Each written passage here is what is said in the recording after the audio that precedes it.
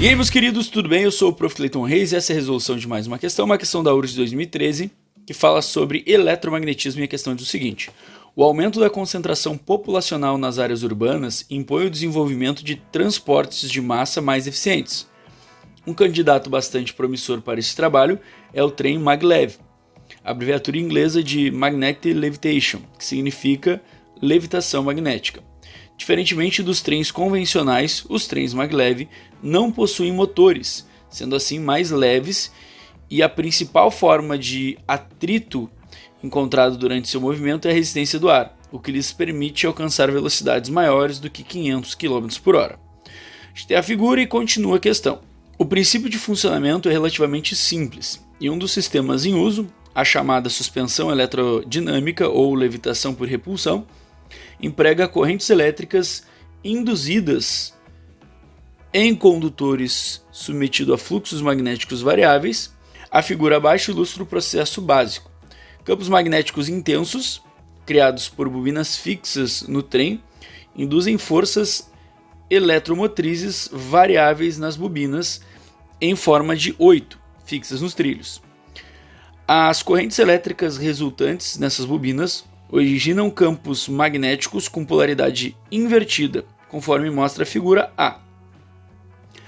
Assim, as bobinas fixas no trem serão atraídas pelas metades superiores e repelidas pelas metades inferiores das bobinas dos trilhos, figura B, promovendo a levitação. Com base na descrição acima, podemos afirmar corretamente que o trem maglev é uma aplicação direta do eletromagnetismo, em particular da... primeiro que nessa questão a gente consegue responder por exclusão, né? Vamos lembrar o seguinte: lei de Coulomb não pode ser, porque lei de Coulomb fala sobre a atração e repulsão de cargas elétricas. A gente está falando aqui de magnetismo. Lei de Coulomb é lá da parte de eletrostática e não de eletromagnetismo.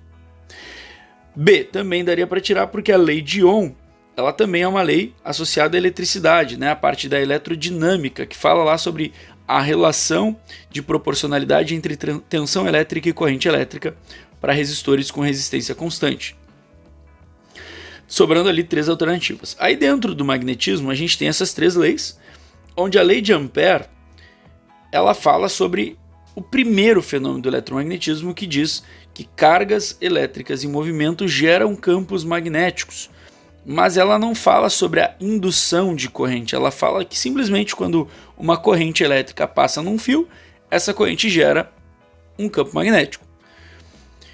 Entre as duas últimas que nós temos, a lei de Biot-Savart, ela está de certa forma ligada à lei de Ampère, e é uma lei que a gente não comenta no ensino médio, né? Uma lei que não é trabalhada no ensino médio, ficando ali a alternativa D.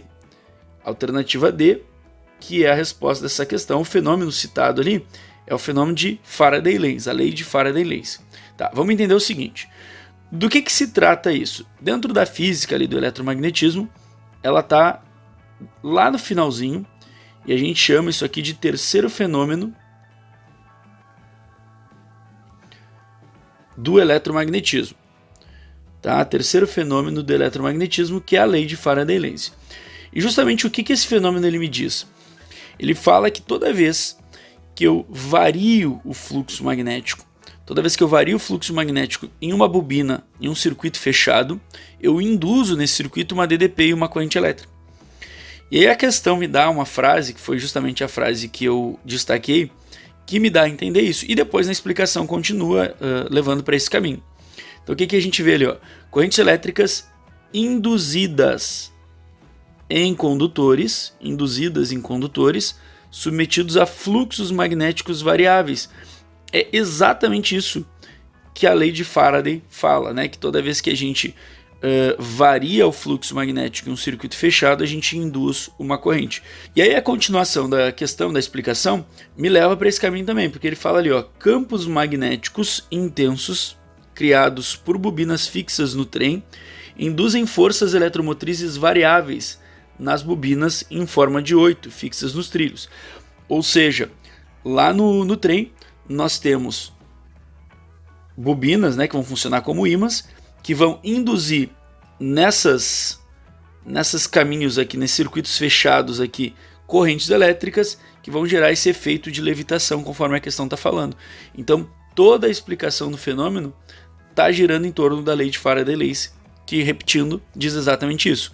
A variação do fluxo magnético sobre circuitos fechados induz uma DDP, que é a tal da força eletromotriz que a questão comenta aqui, e induz uma corrente elétrica que vai se opor ali às causas que a originam, mas isso seria uma outra parte aí do fenômeno, né? A questão da indução é o que está sendo trabalhado aqui e ele me dá dicas que me levam à lei de Faraday-Lacey. Então, resposta certa para essa questão, alternativa D. Espero que vocês tenham entendido, espero que vocês tenham gostado. Muito obrigado por assistirem até aqui.